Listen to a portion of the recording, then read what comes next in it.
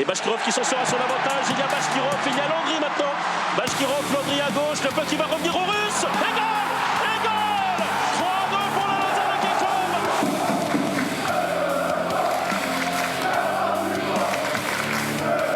Le virage,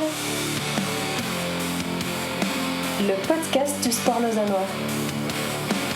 Et salut à toutes et à tous, bienvenue dans Le Virage. Très heureux de vous retrouver pour un nouvel épisode un petit peu spécial où aujourd'hui, comme j'avais pu le dire, on va à la fois parler du Lausanne Sport mais aussi du Lausanne Hockey Club.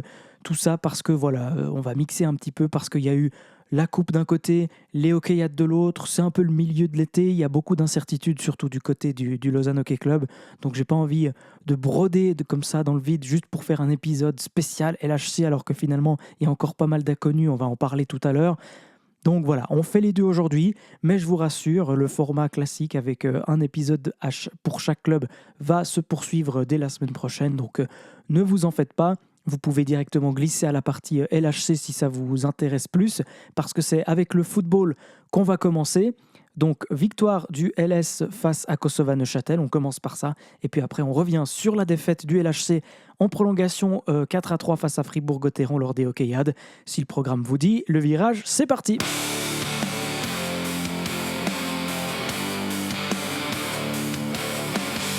Voilà, alors comme on l'a dit, cette victoire 6-0 du Lausanne Sport en Coupe de Suisse contre Kosova-Neuchâtel à la Tuilière, ça commence à remonter, c'était vendredi soir, donc on va pas tout disséquer parce que ça commence à faire un petit moment. Mais voilà, 6-0, la marchandise a été livrée, c'est ce qu'on peut dire, c'est ce qu'on va retenir. C'est toujours des matchs pièges, ces matchs de coupe au final, on le sait. Ça joue des petites équipes, ça joue des équipes qui elles, donnent tout, qui pour certaines, c'est le match d'une vie. Donc, c'est toujours un match piège. C'est pas si évident que ça de s'en sortir. Il faut quand même le laisser. Donc, chapeau quand même si c'est un petit match, chapeau au Lausanne Sport d'avoir pu assurer la victoire d'une aussi belle manière, 6-0. On a apprécié, bien sûr, l'élan offensif qu'on n'avait pas vu en championnat jusque-là. Donc, vous me direz contre Kosova-Neuchâtel, heureusement. Mais quelque part, c'était pas forcément, ça allait pas forcément de soi. Et puis peut-être que ça va servir de déclic, qui sait, pour une forme de confiance, là, engendrer 6 buts comme ça, se projeter vers l'avant, tenter des choses, ça peut aussi donner des idées en championnat. Donc voilà, on peut que se réjouir évidemment d'une victoire 6-0. Encore une fois, moi j'ai bien aimé Florent Mollet, qui est décidément très très en forme en ce début de saison. On a aussi Molébé qui a fait ses débuts. Lui qui a été prêté par Lyon, qui a fait, et quel début, un doublé directement dans la balance, donc franchement, très très bon début. Il y a eu aussi les débuts de Frederiksson, que j'ai beaucoup aimé en défense. Il y a eu aussi l'entrée de Thomas Cordier, qui lui a aussi fait une performance correcte. Et puis aussi le doublé d'Omar Janet, qui lui, enfin, a trouvé l'ouverture. Donc, encore une fois, c'est contre Neuchâtel, ça ne veut pas forcément dire que tout sera si simple ensuite en Super League. Mais voilà, il y avait besoin de retrouver la confiance. Il met 2 buts. Ça aurait aussi pu très mal se passer. Donc franchement, voilà, on a ce petit côté, ce petit coussin de 6 buts où on se dit, là on a vu un LS offensif. Ça peut être une bonne base pour évidemment travailler davantage, creuser et se dire que c'est une équipe qui peut aussi avoir un visage offensif. D'autant que ce que j'ai bien aimé aussi sur ce match, c'est qu'on n'a pas changé directement le système. On n'a pas trouvé un autre LS complètement par rapport à ce qu'on avait vu en championnat. J'ai trouvé qu'on voyait bien cette patte de cette équipe vraiment très très solide défensivement, très en place. On l'a remarqué aussi. Il y a eu un petit moment au début où le LS a eu un petit peu besoin de temps pour se mettre dedans. Et c'est dû aussi, je pense, à ce côté où voilà, vraiment quand on débute le match, on pose le pied sur le ballon, on assure nos arrières. Et voilà, de retrouver cette patte-là directement dès le coup d'envoi, moi j'ai trouvé ça intéressant parce qu'on peut dire maintenant, après quelques matchs, que vraiment ce Lausanne Sport-là a une identité et c'était plaisant, encore une fois, de le constater. Donc voilà, on va s'arrêter là parce que l'analyse, voilà, c'est une victoire. Deuxième tour, ce sera contre le FC Winkeln, un club saint-gallois de 2e ligue, lors du week-end du 18 octobre. Donc là encore, ce sera victoire obligatoire, bien évidemment. On rappelle que les dirigeants ont fait de la Coupe un objectif, quand même, cette saison ou disons dans un avenir proche.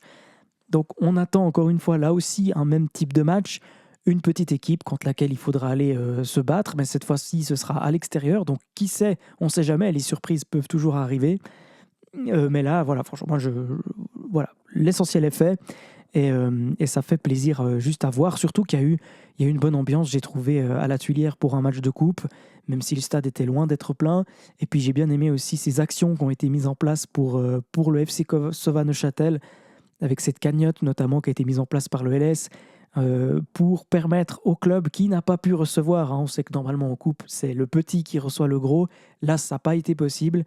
Donc finalement le match s'est joué à Lausanne, mais les dirigeants lausannois ont su faire perdurer cet esprit de coupe. Et il faut aussi souligner quand il y a des gestes fair-play et bon enfant qui se font et qui sont appréciés autant d'un côté que de l'autre. Donc soirée réussie pour nos Lausannois sur le terrain.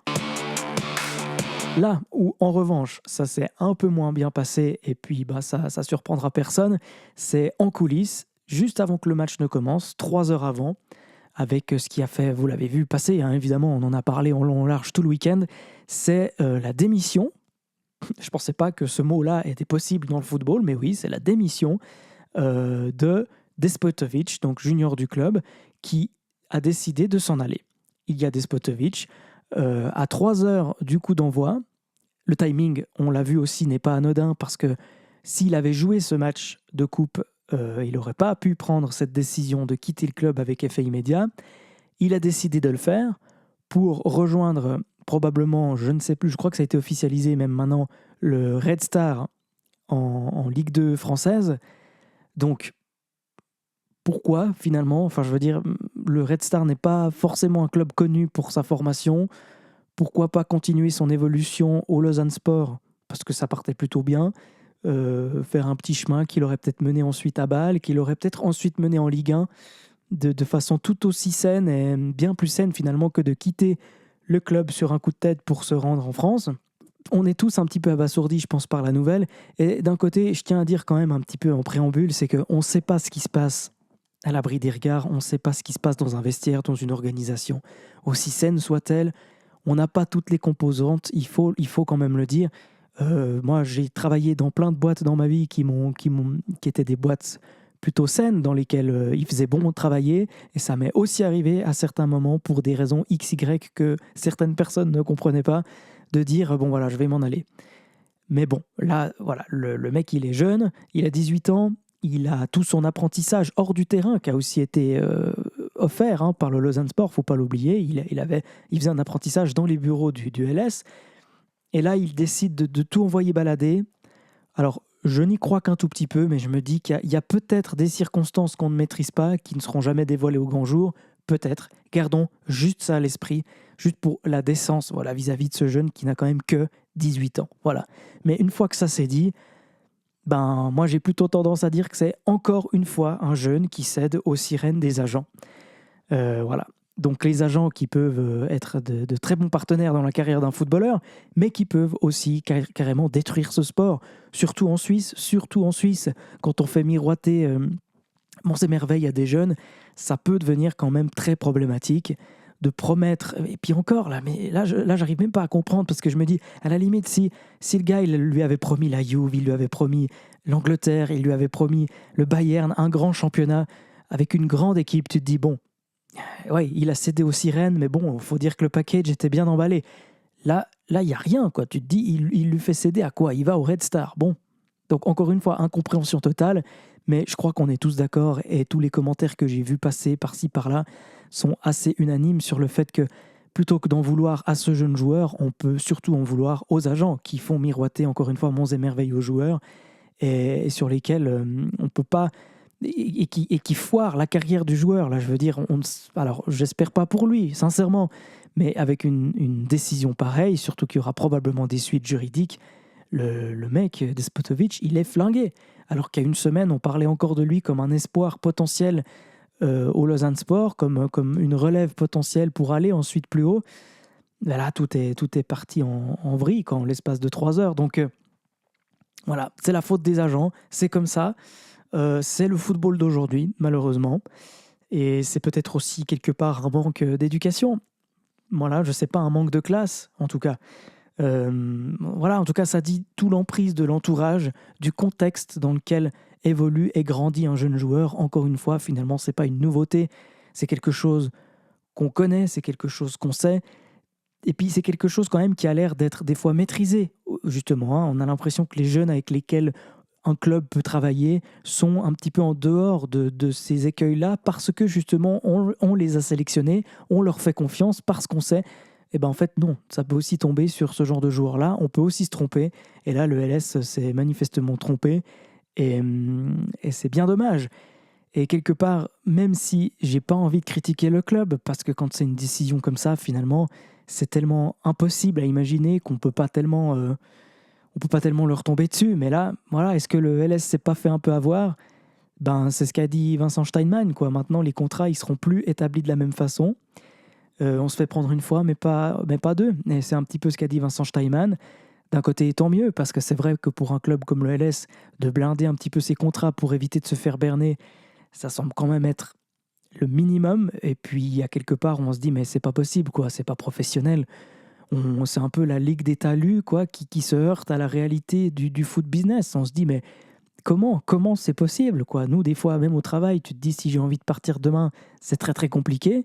Alors, comment c'est possible qu'un jeune qui a effectué son apprentissage aussi bien footballistique que dans les bureaux du club peut, à 3 heures d'un match capital, dire je m'en vais les gars. Et puis surtout qu'il n'y a rien là au milieu qui nous fait dire bah écoute non mec tu vas jouer ce match parce que voilà toutes ces années d'engagement bah, tu peux pas les envoyer. Enfin je veux dire moi si je veux démissionner du boulot j'ai 3 mois de préavis. Donc comment c'est possible quoi. Donc ouais il y a une largesse ça c'est sûr au niveau administratif là. Voilà le club pouvait pas imaginer être pris au dépourvu de la sorte mais ça lui servira de leçon. Et ce qui est sûr, c'est que c'est très mauvais vis-à-vis du projet. Alors, au-delà du fait que ça permet à nos meilleurs ennemis de Super League, Servette, Sion, enfin, puis même tout le monde, de se foutre la gueule de la gestion administrative du club, ce qui, soit dit en passant, peut aussi arriver dans d'autres clubs en Suisse, mais c'est surtout que ça fait tâche par rapport au projet qui a été vendu. J'ai souvent parlé depuis qu'on a commencé ce podcast du fait que depuis le début de saison, en tout cas sur le terrain, j'aime beaucoup cette cohérence qu'il y a entre les propos qui sont tenus et puis ce qu'on voit sur le terrain. Ben là, c'est complètement l'inverse, c'est complètement à côté. On nous fait croire que dans un club comme le LS, on a envie de développer les jeunes, on leur donne du temps de jeu d'ailleurs, ça faut le reconnaître, on a donné du temps de jeu, on a vu Despotovic sur les feuilles de match depuis le début de la saison, et puis tout d'un coup, ce genre de choses peut se passer. Donc bien sûr que ce n'est pas la volonté du club, mais ça montre bien que le projet sportif où on se base sur les jeunes, oui, parce qu'on le souhaite tous, on le veut tous, mais premièrement, c'est pas si simple pour plein d'autres raisons, mais juste juridiquement, contractuellement, administrativement, c'est pas simple. Et il faut blinder ça. Et là, visiblement, ils n'étaient pas prêts. Puis bon, voilà, je pense que maintenant, c'est à double tranchant. Le problème, c'est que ce genre de choses risque au moins de ne plus arriver. Mais quelque part, on met des barrières maintenant avec d'autres jeunes qui pourraient être appelés à jouer en première équipe parce qu'on va mettre une barrière supplémentaire. On va leur dire, voilà, si tu viens jouer chez nous, les conditions c'est ça et tu peux pas t'en défaire. Et ça, à 18 ans, ça peut effectivement faire peur. Alors peut-être que des contrats davantage blindés, ça permettra de s'assurer certains talents qu'on ne veut pas laisser passer. Puis d'un autre, peut-être que ça va aussi nous faire passer à côté d'autres talents qu'on aurait pu finalement découvrir un peu comme ça, un peu plus par hasard, j'ai envie de dire. Mais bon, ça doit être la réalité du football d'aujourd'hui, et puis il faut la prendre en compte. Et là, voilà, vis-à-vis du projet, encore une fois, moi je trouve que ça fait tâche. Et je me dis aussi qu'il y en a un qui doit bien rigoler, c'est Peter Zeidler, l'ancien coach, parce que lui, on lui a suffisamment tapé sur les doigts, surtout la direction, parce que soi-disant, il n'était pas assez ouvert sur le développement des jeunes. Et là, il doit bien rigoler parce que je pense que c'est un coach qui était tout à fait ouvert à ça, mais qui avait aussi conscience des limites et puis des largesses que ça pouvait avoir sur le cadre d'un effectif, que de compter sur des jeunes qui font les allers-retours entre l'équipe réserve, l'équipe 1, qui peuvent partir à tout moment. Déjà que globalement, au LS, c'est pas parce qu'on a des cadres dans l'équipe 1 qu'ils sont forcément là pour un bout de temps, on le sait. Donc, il doit bien rigoler. Et puis, ouais, franchement, ça fait tâche. Et les dirigeants, maintenant, doivent vraiment apprendre de ça. Et voilà, Despotovic, on espère que, quelque part, j'ai envie de dire, la vie va certainement lui faire comprendre qu'il a fait le mauvais choix. Peut-être pas. Mais tôt ou tard, la vie se chargera de lui faire comprendre que, bon, voilà, quand on prend des engagements, normalement, on démissionne pas comme ça, ou en tout cas on témoigne un minimum de respect et de reconnaissance avant. Mais voilà, moi je suis pas dans ce podcast, je suis pas là pour faire le daron ou la police des mœurs, c'est pas ça. Il a pris cette décision qui est très regrettable. Le LS a le droit, je pense, d'engager des suites et a bien réagi quelque part. Ils ont le droit de réagir tel qu'ils l'ont fait. Mais derrière, reste que le LS doit maintenant prendre les mesures qui s'imposent et surtout, continuer de grandir comme club qui se veut club formateur et blinder ses contrats. Et puis, si c'est vraiment la direction dans laquelle ils ont envie d'aller, il faut tout faire pour que ce soit au moins carré, quoi.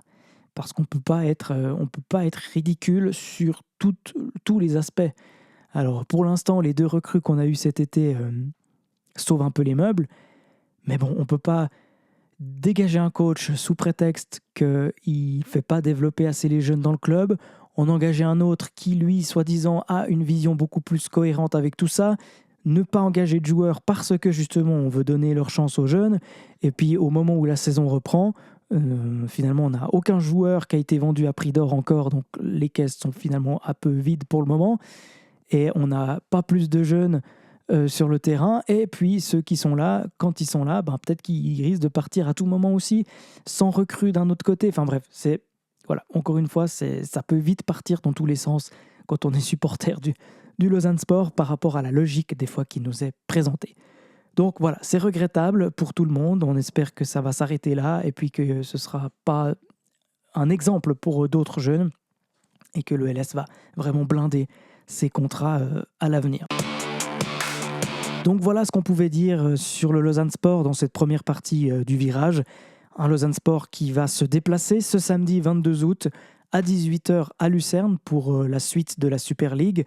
Rappelons qu'avant ça, il y avait quand même des choses positives. On était très positifs dans les premiers épisodes, puisqu'on parlait de cette assise défensive qui a permis au Lausanne Sport d'aller battre Bâle, d'aller arracher le match nul 2-2 contre IB sans être forcément brillant tout le temps offensivement. Donc s'il y a juste ce petit déclic qui a peut-être été engendré pendant la coupe, où on va peut-être un peu plus se libérer pour se projeter vers l'avant, peut-être que ça peut être l'occasion d'aller chercher des 3 points. On sait que c'est jamais facile du tout d'aller jouer à Lucerne, donc on va pas être certain de ça, mais je pense qu'il y a clairement moyen d'aller chercher quelque chose là-bas. Dites-nous d'ailleurs en commentaire comment vous voyez ce match. Et puis, on y reviendra évidemment dans le podcast de la semaine prochaine, où là, on reprendra un schéma un peu plus classique avec ce qu'on a aimé, ce qu'on n'a pas aimé, la question de la semaine et tout ça. Si ça vous va, on va passer à la partie Lausanne Hockey Club maintenant, parce qu'il y a aussi des choses à dire. Vu que les températures baissent un petit peu, on va aller du côté de la glace cette fois. Voilà, donc je suis très très heureux de parler enfin pour la première fois du Lausanne Hockey Club dans ce podcast. Pour celles et ceux qui sont davantage supporters du Lausanne Hockey Club et qui nous rejoindraient maintenant, je vous invite à consulter la liste des épisodes précédents. Il y en a un qui s'appelle « Supporters lausannois, ceci peut vous intéresser », dans lequel en fait j'explique un peu la nature du projet, pourquoi je fais le virage, d'où ça sort, d'où ça vient, quels sont mes objectifs. Et vous comprendrez donc que je suis avant tout un fan du Lausanne Hockey Club depuis très très longtemps, que je trouve toujours que la couverture de ce club ne fait pas du tout honneur à la passion qui l'entoure dans la vie de tous les jours, et que c'est pour ça que j'ai envie de proposer ce petit format, ce petit podcast qui veut avoir une forme de petite rigueur journalistique parce que c'est mon métier, mais je suis avant tout fan, et c'est plutôt en tant que fan que je m'adresse à vous, parce que, en tout cas, en l'état actuel, vu que c'est en phase de lancement ce projet, je ne peux pas vous garantir d'avoir à chaque épisode des insights, des infos, des choses que je serais allé chercher du côté du vestiaire. Je l'ai déjà dit, mais pour l'instant, je n'ai pas accès au vestiaire tout le temps du Lausanne Hockey Club, du LHC. Je ne peux pas aller vous dégoter des choses. Voilà, s'il y a des choses que vous ne savez pas et que vous suivez le LHC tous les jours, il y a de fortes chances que je ne le sache pas non plus. On est là aussi pour débattre entre fans, pour faire vivre notre passion pour ce club, partager des idées, et puis les infos viennent quand elles viennent, et puis elles viendront si tout ça prend forme, tel que je l'explique dans cet épisode. Donc n'hésitez pas à aller le consulter, et puis peut-être si vous nous prenez au vol, vous rappelez aussi qu'on va faire normalement des épisodes séparés à chaque fois, un épisode LS, un épisode LHC, et puis que si vous êtes autant l'un que l'autre, vous êtes bien évidemment les bienvenus pour nous écouter, que ce soit sur Apple Podcasts, Spotify, YouTube, Deezer, bref, tout est là pour passer un bon moment tous ensemble. Donc on va passer au Lausanne Hockey Club, qui a repris le chemin de la glace. C'était vendredi 14 août, contre Fribourg-Gotteron en match amical au Hockeyade. Défaite 4-3 après prolongation. Voilà, un petit peu comme au foot quand on parle des premiers matchs de la saison, là c'est pareil, on ne peut pas vraiment tirer d'enseignement d'un match de reprise. But de Kajula, Oksanen et Sansonance. C'était un match finalement où l'équipe a pris un petit peu les choses en main parce qu'ils étaient menés au début de 0 et ils ont eu aussi une belle réaction qui a permis de revenir au score pour finalement s'incliner en prolongation contre le champion en titre. Voilà, même si ça me fait un petit peu mal de le dire, il faut bien composer avec ça. Donc pour un match de reprise, c'est pas trop dégueulasse quoi, dans la chaleur du mois d'août. Voilà, on a l'habitude de ces hockeyades au sentier. Ça nous fait toujours plaisir de savoir que les équipes sont de retour sur la glace là-bas. Après, voilà, en tant que supporter, on a rarement des certitudes en suivant ce genre de match. Donc, on ne va pas s'attarder sur cette rencontre. On va faire un petit peu le point sur l'effectif, qui n'est pas encore complet, à mon avis, et aussi les sensations qu'on a autour de ce Lausanne Hockey Club à la pause, après une pause un peu plus longue que l'habitude, parce qu'on s'était habitué après 2 finales à ce que la pause finalement soit un peu plus restreinte. Mais voilà, après une élimination en quart de finale, j'ai l'impression que ça fait vraiment un sacré bout de temps qu'on n'a pas parlé du Lausanne Hockey Club, que ce soit dans la presse ou ailleurs. Donc ça fait du bien entre la fraîcheur de la glace et tout en plus. Donc voilà, au niveau de l'effectif, dans les buts, cette fois, c'est confirmé depuis un bon moment maintenant, notre numéro 1, ce sera Kevin Pache. On le sentait venir, on l'a attendu pendant longtemps, cette histoire d'échange avec Connor Hughes qui part du côté de Berne et on récupère dans l'autre sens Romain Lefel. Donc cette fois, c'est acté. On avait pris Klaus Zog qui avait dévoilé, c'est lui qui avait parlé de cette information, notre confrère de Watson, il y a de bons mois maintenant. On prenait presque un peu pour un fou quand il avait évoqué cette idée. Et au final, ça s'est imposé comme quelque chose de tout à fait naturel. Et je ne suis pas loin de penser que c'est une excellente opération. D'autant que derrière, au but, on est allé chercher Evan Huet, qui sera donc la doublure de Pache. Alors certes, il y a un manque d'expérience. On ne peut pas vraiment juger encore sur les grandes capacités d'Evan Huet dans cette ligue. Mais il a quand même, je trouve, réalisé une jolie saison avec Cloton. Il nous a d'ailleurs dégoûté plusieurs fois sur les matchs contre Cloton qu'on a joué, nous, Lausanne.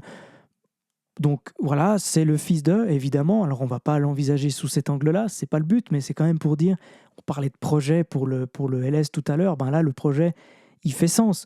On a un numéro 1 qui est un jeune du club issu du CRU, sa doublure lui aussi, fils d'une légende du club, lui aussi a des liens évidents avec Lausanne et le canton de Vaud. Donc franchement, moi, d'avoir ces duos de gardiens qui représentent vraiment le club, c'est que du bonus. Moi, tu peux me faire le numéro 3, le numéro 4, le numéro 5, qui soient tous vaudois, qu'ils aient tous un petit peu cette même trajectoire. Je trouve qu'en tant que fan, c'est très intéressant de suivre ça de près, quoi. On s'identifie clairement. Et au-delà de juste ce sentiment, je pense que sur la glace, c'est un talent à en devenir. Donc vraiment, moi je pense qu'au but, on perd un petit peu en expérience, mais on gagne en fraîcheur, on gagne aussi en cohérence, et puis on blinde aussi, on prépare aussi l'avenir, parce que peut-être que dans 2-3 saisons, les 2 gardiens seront au top du top de National League. Donc voilà, bon début pour moi avec le gardien. Et après, tout s'enchaîne avec ces 2 chiffres simplement qui, à mon sens, résument toute la problématique du Lausanne Hockey Club en ce moment. 12 et 13. Si je vous dis ça, vous le savez absolument, c'est 12 défenseurs, 13 attaquants. Alors, on est en hockey, on n'est pas en foot, donc c'est juste un déséquilibre monstre dans un effectif de hockey. Et pour l'instant, tout le problème du Lausanne Hockey Club à quelques semaines de la reprise du championnat, il est là. Et toutes les questions qu'on se pose, elles sont là autour. Donc prenons déjà la défense, parce que la défense, je crois qu'on est tous d'accord pour dire, et c'est plutôt une bonne surprise, que tout est aligné et que franchement, sur le papier, on a une des plus belles défenses de National League, si ce n'est la meilleure.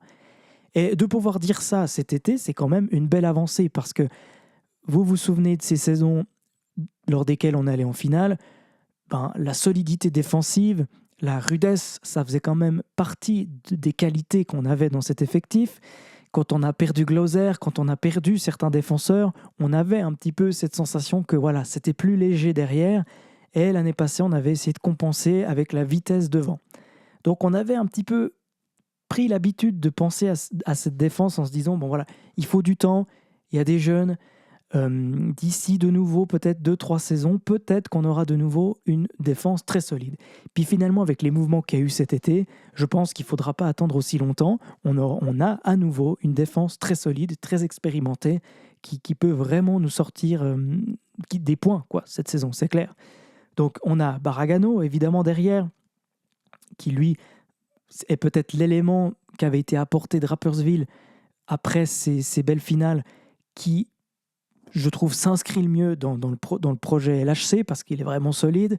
On a Erik Brännström qui peut-être, il y avait des rumeurs comme quoi il était peut-être sur le départ. Il est toujours là et fort heureusement parce que je pense qu'on n'a jamais eu de défenseur aussi talentueux à Lausanne.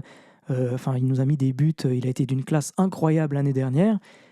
Cédric Fiedler qui m'a un peu moins convaincu la saison dernière mais qui est pour l'instant toujours là sous contrat. Michael Fora, qui, on le sait depuis un bon moment maintenant, c'est la jolie signature qu'on attendait et qui nous rejoint enfin. On a Gaël Haas avec un pari de la jeunesse quand même qui est bien présent. On a Fabien Eldner qui commence à bien connaître la maison lausannoise maintenant, tout comme Aurélien Marty, qui n'est certes pas le meilleur défenseur de notre effectif, mais qui a ce rôle de shérif, justement, c'est son surnom, et qui nous permet quand même, je pense, d'aller grappiller dans les bandes, qui apporte justement cette rudesse au jeu lausannois. On a l'arrivée de Romain Lefel, international suisse qu'on ne présente plus, avec une carrière longue comme le bras. Fribourg, Genève, Berne, c'est un de ces gros noms du hockey suisse où j'ai l'impression que depuis que je suis le hockey, j'ai toujours entendu ce nom.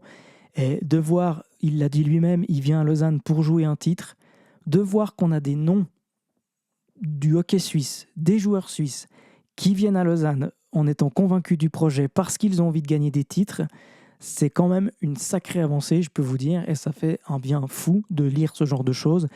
Et c'est vraiment une immense joie de l'avoir dans l'effectif, en fait. Et même si j'aimais beaucoup Connor Hughes, je pense encore une fois que c'est un mouvement qui fait sens, qui fait vraiment sens. Surtout que droit derrière, on a appris que Colin Miller avait signé, donc signature XXL d'un élément très très expérimenté en NHL qui vient renforcer une défense qui a l'air déjà pas mal solide jusqu'ici. On a aussi Basile Sansonens, où lui, clairement, on essaie de construire l'avenir avec lui. Donc ça, encore une fois, un jeune prometteur qui a d'ailleurs est déjà excellent en ce moment. Nathan Wardou, un peu plus en dedans, mais qui peut aussi tout à fait sortir les crocs quand il le faut et qui montre de belles choses. Moi, j'aime bien ce joueur aussi. Et puis Sami Nikou, où là, il y a peut-être un peu plus une déception parce qu'on utilise une licence d'un joueur étranger pour ce poste-là, alors qu'on pourrait peut-être le mettre ailleurs.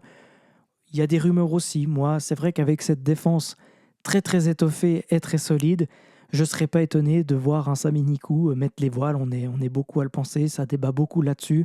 Beaucoup attendent cette annonce qui serait en fait la logique même, pour en fait se libérer d'un étranger pour aller chercher du poids en attaque.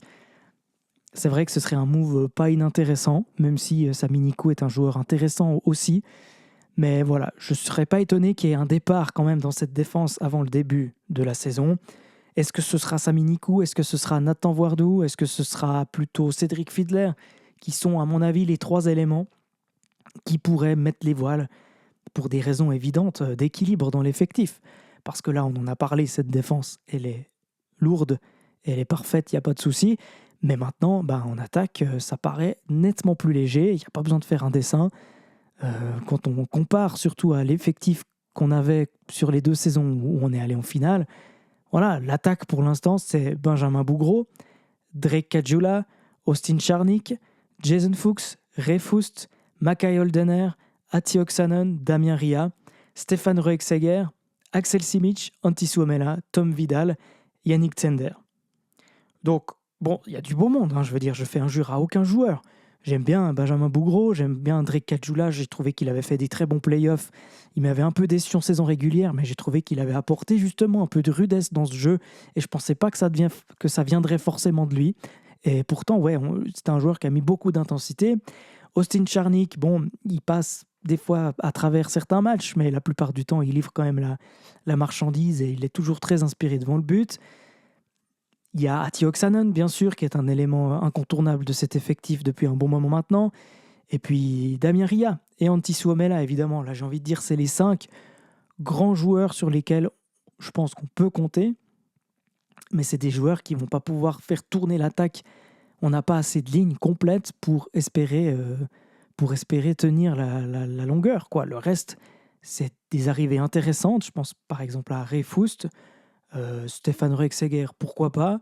C'est bien d'offrir un contrat à Tom Vidal.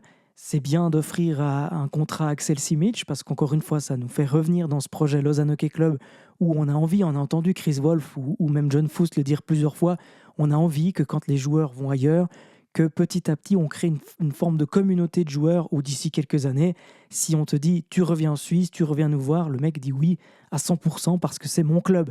Comme on le voit avec Fribourg depuis quelques années, c'est dans cette logique aussi qu'on rapatrie des Axel Simic, qu'on offre des contrats à Tom Vidal.